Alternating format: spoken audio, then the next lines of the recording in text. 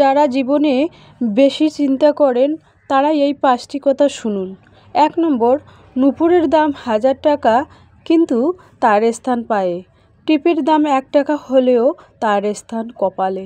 2 নম্বর, ইতিহাস সাক্ষী আছে, নুনে কখনো পোকা ধরেনি কিন্তু মিষ্টিতে তো প্রতিদিনই ধরে, পিঁপড়েরাও ছাড়ে না। 3 নম্বর, মোমবাতি জ্বালিয়ে মৃত্যু মানুষকে স্মরণ করা হয় আর মোমবাতি নিভিয়ে জন্মদিন পালন করা হয়। 4 নম্বর, মানুষ সোজা পথে চলতে চায় না আর বাঁকা পথে সবারই আগ্রহ বেশি। 5 নম্বর, আমরা দুধ বিক্রেতাকে সর্বদাই বলি, দুধে জল মেশাননি তো, অথচ মদে মানুষরাই জল মিশিয়ে খায়। তো অল্প টাকা থেকে টাকা জমানোর সহজ পদ্ধতি বা উপায়। অল্প টাকা থেকেও টাকা জমানো যায়, তারই একটি গোপন টিপস তোমাদের কাছে শেয়ার করব। আর গ্রামের আমার সাধারণ জীবনযাপন রান্না। তো welcome back to my channel. আসসালামু আলাইকুম। তোমরা সবাই কেমন আছো? আমি আশা করি তোমরা সকলে ভালো আছো। আলহামদুলিল্লাহ আমিও ভালো আছি এবং আমার পরিবার পরিজনদের নিয়ে আলহামদুলিল্লাহ ভালোই আছি। আর আমার প্রাণপ্রিয় কলিজা আপু ভাইয়ারা তোমরা সবাই কেমন আছো? আমি আশা করি তোমরা সকলেই ভালো আছো। তো বরাবরের মতো না, আজকেও আমি ব্লগটা শুরু করে দিলাম। একেবারে রাত 8:30 বাজে এখন। তো দেখতেই পাচ্ছেন এখানে আমি আজকে কী রান্না করব সেটাও তোমাদের কাছে আমি শেয়ার করব। আর মানে 1 কাপ চা প্রথমে বানিয়ে নিই, তারপরে আমি যে কোনো সবজি বানাই। কারণ এখন তো ঠান্ডা দিন পড়েছে, তাই না, 2-3 বার চা তো হবেই।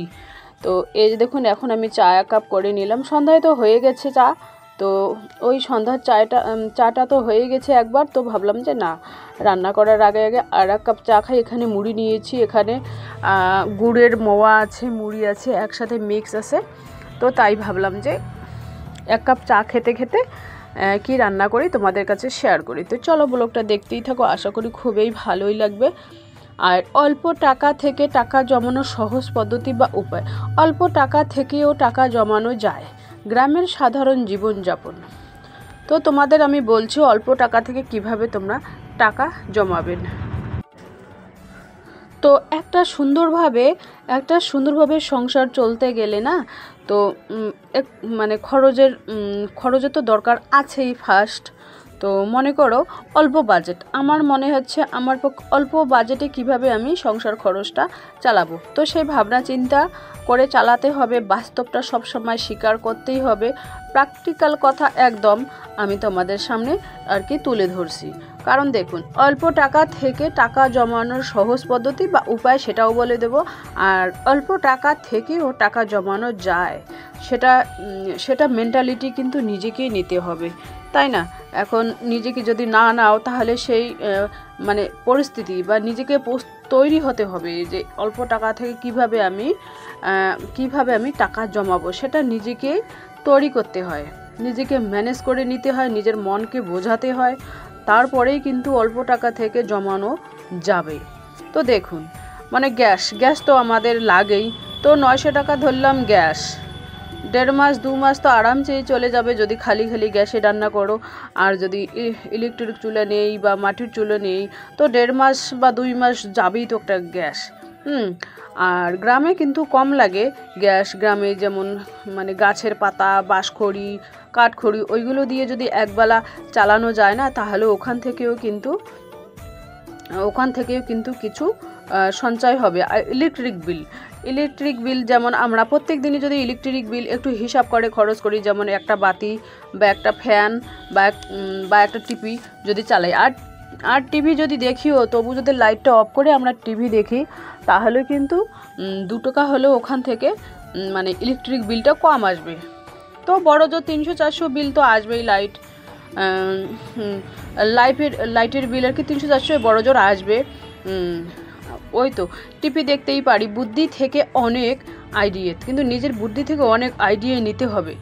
তো 9,000 টাকা বুদ্ধি করে কিন্তু সংসার তোমাকে চালাতে হবে। এখানে 90,000-এর বুদ্ধি, ইনকামের উপর বুদ্ধি খাটাতে হবে না। কেউ 90,000-ও ইনকাম করে, কেউ 9,000-ও ইনকাম করে, তাই না? তো খাওয়া খরচ ধরে নিলাম 2,000 থেকে 2,500। তো খাওয়ার মানে খরচের ধরন আলাদা থাকতে পারে। কারো মনে করো 7,000, 70,000-ও লাগবে, 50,000-ও, কারো 60,000-ও। কিন্তু আমরা যেহেতু মধ্যবিত্ত, সেই জন্য আমি 9,000-ই ধরলাম আর কি। তো দেখুন 9,000 ধরলাম এই কারণে, যখন এখানে মনে করো 40 টাকায় মাছের বড়া মানে 40 টাকা দিয়ে মাছের ডিম নিয়ে আসলে, তো মাছের যদি বড়া করো 40 টাকার যদি মাছের বড়া হয়, কমসে কম 8-10টা তো বড়া হবেই, তাই না? তো আর ধরলাম আলু ধরলাম, মনে করো যদি 50 টাকা কিলো হয়, তা 1 কিলোই ধরলাম আলু।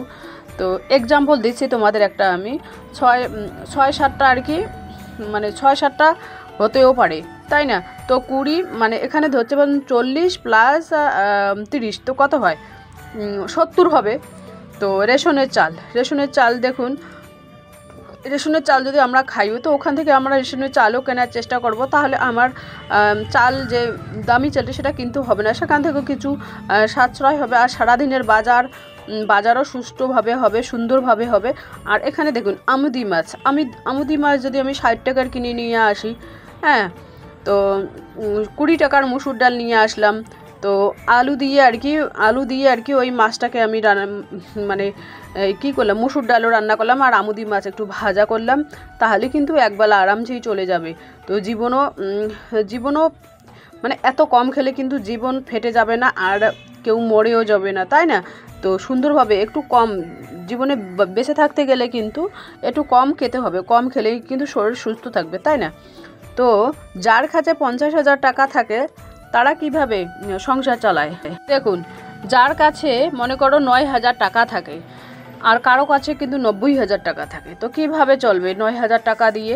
হ্যাঁ, এটা কিন্তু বাস্তব। মনে করো 8টা ডিম নিয়ে আসলাম, মানে 4টে ডিম নিয়ে আসলাম, যদি 8 টাকা করে হয়, 4টে ডিমের দাম কত হয়? 4 × 32। আর যদি মনে করো 16টা ডিম নিয়ে আসে, তাহলে 32 60 64 টাকা ডিম লাগতেছে।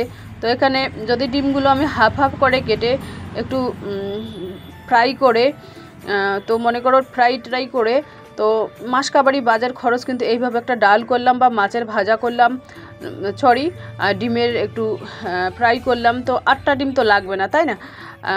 16টা ডিমও লাগবে না, 8টাও লাগবে না।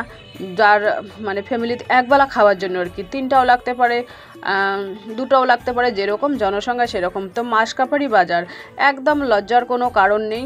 রেশনের চাল কিনবো আমরা, স্কুল টিউশন এইগুলো, মানে স্কুল টিউশন 300 টাকা, কোচিং যদি বড়জোর কেউ পড়ে তো 250 টাকা। তো কনসিডার করা যায়, যদি একটু ভেবেচিন্তে বলা যায়, তো একটু কনসিডার হয়ে যায়। তো স্কুল থেকে টাকা পায় কেউ, কোনো ছেলে মেয়ে স্কুল থেকেই মনে করো টাকা পায়, ওখান থেকেও কিছু সেভ। তো টোটাল হচ্ছে কত জানো? সবগুলোই মিলে আমি হিসাব করেছি, টোটাল হচ্ছে 9,000 টাকা। তো সেভ হচ্ছে, খাওয়া খরচ যেমন আয় তেমনই। তো 9,000 টাকা যদি বেতন পাও, তো ওখান থেকে তুমি 2,000 টাকা একেবারে সাইড করে রাখবে। তো ওটা টাকার কথা তোমাকে ভুলেই যেতে হবে, কারণ ওটা টাকার কথা না ভুললে কিন্তু হবে না। তো যেরকম আয় সেরকম কিন্তু ব্যয় করতে হবে। অল্প টাকা থেকেও টাকা জমানো যায়, যদি নিজেকে তৈরি করা যায় আর কি, সেটাই আর কি। তো তোমাদের সাথে কথা বলতে বলতে রান্না আমার অনেক দূরে চলে গেছে, আর রাত্রিবেলায় করে একটা করে ব্লগ তোমাদের কাছে শেয়ার করব, কারণ যেহেতু রান্না করতেই হয় রাতের বেলা, দিনের বেলা তো সারাদিনের ব্লগটা শেয়ার করি তোমাদের কাছে, আর রাত্রিবেলায় একটু রান্নাই তোমাদের কাছে আমি শেয়ার করি। তো দেখতেই পাচ্ছেন কি বানাচ্ছি, আমি মূলো বানাচ্ছি, যেহেতু গ্রাম থেকে কুড়িয়ে আনা মূলো শাক আমার মা পাঠিয়ে দিয়েছে। তো মানে কুড়িয়ে আনাই শাকে, তো গ্রামের তাজা শাক সবজি খাওয়ার মজাই আলাদা, শীতের সবজি বলে কথা, তাই না? তো ছেলে মেয়ে খেয়ে এসেছে নানু বাড়িতে, তো আমি ভাবলাম যে আমার জন্য খালি 2-3টে মূলো আর কি কেটে একটু তেলে বেশি করে দিয়ে মানে ভাজা করি, তাই দিয়ে ভাত খাবো। আর আমার কিন্তু অত বাসকোস নেই, আমি কিন্তু সামনে আমার যেটাই আসবে সেটাই দিয়ে আমি খাবো, আমি কিন্তু সর্বভুক, আমি এত বাসকোস করি না। তো আমার জন্য নিজের জন্য কি করব, মাছ মাংস রান্না করব না, নিজের জন্য একটু মূলো ভেজে নিচ্ছি। তো এটা দিয়েই আর কি একটু খেয়ে নেবো। রাত্রিবেলা বেশি খেতে হয় না, একটু খেলেই যথেষ্ট।